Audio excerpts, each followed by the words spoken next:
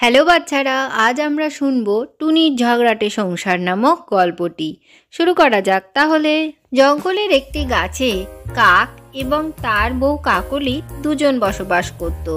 ঠিক তার উল্টো দিকের একটি গাছে টুনি তার সংসার করে থাকতো। কাক আর কাকলি দুজনে একে অপরকে খুবই সাহায্য করত। তারা মিলেমিশে খুব আনন্দ সহকারেই থাকতো। আর অন্যদিকে টুনির সংসারে সারাক্ষণই ঝগড়া লেগে থাকতো। অন্যদিকে টুনি পাখি তার বরকে কোনোভাবেই সাহায্য করতো না। সব সময় ঘরের মধ্যে বসেই থাকতো, কোনো কাজই করতো না। টুনির বর যখন খাবার নিয়ে বাড়ি ফিরতো তখন তার সাথে ভালো কথা না বলে সবসময় ঝগড়া করতো। আরে টুনি, তোমাকে কতবার বলেছি না, এই বর্ষা আসতে চলেছে, তুমি পাশের গ্রাম থেকে গিয়ে একটুখানি খড়কুটো জোগাড় করে আমাদের বাসাটা সুন্দর করে তোলো। তুমি তো কোনো কাজই করো না, সারাদিনই শুধু বসে বসে মজা করতে থাকো। হ্যাঁ হ্যাঁ, তুমি তো সারাদিনই শুধু আমাকে বসে থাকতেই দেখো। তুমি যে গিয়ে কত কাজ করো সেটা আমার জানতে আর বাকি নেই। বর্ষাকাল তো আসতেই চলেছে, তুমি কি সেটা জানো না? আর সব মা পাখিরাই তো নিজেদের বাসা ঠিক করছে, তুমি কি সেটা করতে পারো না? টনি, আমি খাবারের সন্ধানে যাচ্ছি, তুমি গিয়ে ঘাস নিয়ে আসো। আমাকে তোমার আর কাজ শেখাতে হবে না, তুমি তোমার কাজে যেতে পারো। টুনি সংসারে সারাদিনই এইভাবে ঝগড়া লেগেই থাকতো। এরপরে টুনির বর দানা আনতে জঙ্গলের দিকে চলে যায়। এরপর কাকের বউ কাকলি টুনির কাছে চলে আসে আর বলতে থাকে, আরে টুনি, আমি পাশের গ্রামে নিজের বাসা ঠিক করার জন্য খড় খুঁজতে যাচ্ছি, তুমি কি আমার সাথে যাবে? তোমাকে এই কথা বলতে কে আসতে বলেছে? আমার বর নিশ্চয়ই, তোমাকে আমাকে জ্ঞান দিতে হবে না। আরে টুনি, আমার বড় তো কত কষ্ট করে, তাই জন্য আমাকে আমার বাসা ঠিক করে রাখতে হয়। তোমারও উচিত আমার সঙ্গে গিয়ে নিজের বাসা ঠিক করে নেওয়া। ঠিক আছে ঠিক আছে, তোমাকে আমাকে আর এত কথা বলতে হবে না, তুমি এবার এখান থেকে যাও তো। কাকলি মন খারাপ করে ঘাস খুঁজতে চলে গেল। এদিকে টুনি পাখির বন্ধুত্ব ছিল টিয়ার সাথে। টিয়াকে এইসব কথা জানানোর জন্য সে তড়িঘড়ি তার কাছেই চলল। টুনি পাখি যখন টিয়ার কাছে গিয়ে পৌঁছালো, টিয়া তখন তার গাছেই বসেছিল। দেখো না টিয়া বোন, আমার স্বামী তো সব সময় আমাকে কাজ করার কথা বলে। সে কি তো বলে টুনি, তোমার তো কাজ করাই উচিত। তোমাদের জীবন তো আর আমাদের জীবনের মতো নয়, আমরা আজ এখানে কাল ওখানে, কিন্তু তোমার তো নিজের বাসাও রয়েছে, সেটাকে তো ঠিক করতে হবে। আর তুমি তো সামনে ডিমও দিতে চলেছ, তাই তোমাকে তো দায়িত্ব নিতেই হবে।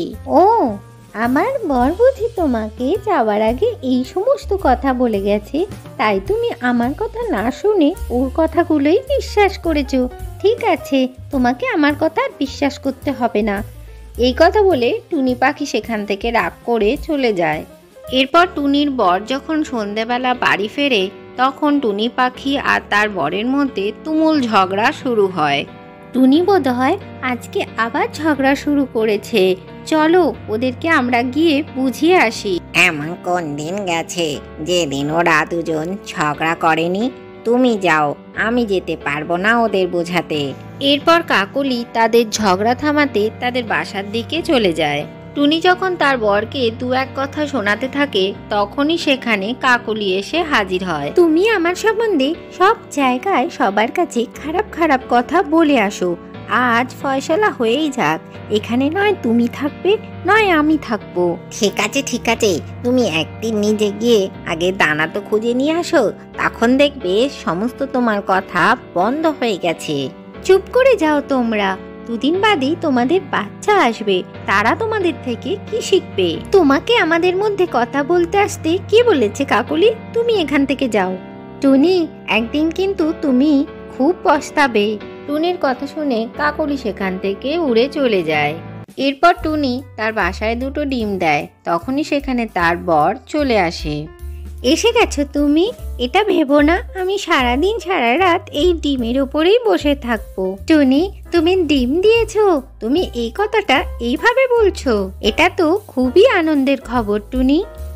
তোমার কাছে আনন্দের হতে পারে, আমার কাছে নয়। একে তো বাসা ভীষণই ছোট, তার মধ্যে অনেক কাজ বেড়ে গেল। তোমাকে কোনো কাজই করতে হবে না টুনি, সমস্ত কাজ আমি করে দেবো। তুমি শুধু ডিম আর বাচ্চাদের দেখাশোনা করো। এরপর একদিন টুনির ডিম ফেটে বাচ্চা বের হয়। তাতে টুনি খুব খুশি হয় আর বলে, আরে আমার বাচ্চাগুলো তো খুব সুন্দর। টুনির মধ্যে মমতা বোধ জেগে ওঠে আর সে মনে মনে ভাবতে থাকে সে এই বাচ্চাগুলোর জন্য তার বরের সাথে কতই না ঝগড়া করেছে আর সে লজ্জিতও বোধ করে। আমি অনেক খারাপ ব্যবহার করেছি ওদের বাবার সাথে। আজকে এলে আমি তার থেকে ক্ষমা চেয়ে নেব। সে যদি না আমাদের দানা এনে দিত, আমরা কি করে খেয়ে পড়ে থাকতাম। তখনই সেখানে হলুদ পাখি চলে আসে আর বলে, টুনি, তোমার জন্য একটা খুবই খারাপ খবর আছে। তোমার বরকে একটা চিল খানিক আগেই মেরে ফেলেছে। এটা পাশের জঙ্গলে হয়েছে। এ আমার কি হলো? আমার বাচ্চাদের দেখার আগেই ওদের বাবা মারা গেল। এখন আমাদের কে দেখাশোনা করবে? কে দানা এনে দেবে? এরপর টুনি খাবারের সন্ধান করতে করতে কাকেদের কাছে গিয়ে পৌঁছালো, কারণ বাচ্চাগুলোকে রেখে সে খাবারের সন্ধান করতে যেতে পারছিল না। তাই কাকেদের সাহায্য চাইতে সে সেখানে চলে আসে। টনি, তুমি তোমার বরের সাথে যা করেছো একেবারেই ঠিক কাজ করনি। তবে তোমার বাচ্চাদের জন্যই আজকে আমরা তোমাকে সাহায্য করছি এই দানা দিয়ে। নিজেকে এবার শুধরে নিও। হ্যাঁ কালু কাক, আমি অনেক অন্যায় কাজ করেছি। এবার থেকে আমি আমার বাচ্চাদের একদম ঠিকঠাক করে দেখাশোনা করব আর ওদের জন্য বাসাও তৈরি করব। এরপর টুনি তার বাচ্চাদের জন্য দানাটা মুখে করে নিয়ে চলে যায়। আজকের গল্পটি থেকে কি শিখলে বাচ্চারা? কখনোই অলসতা ও ঝগড়া করতে নেই। ভিডিওটি ভালো লাগলে চ্যানেলটিকে লাইক ও শেয়ার করে সাবস্ক্রাইব করে দিও।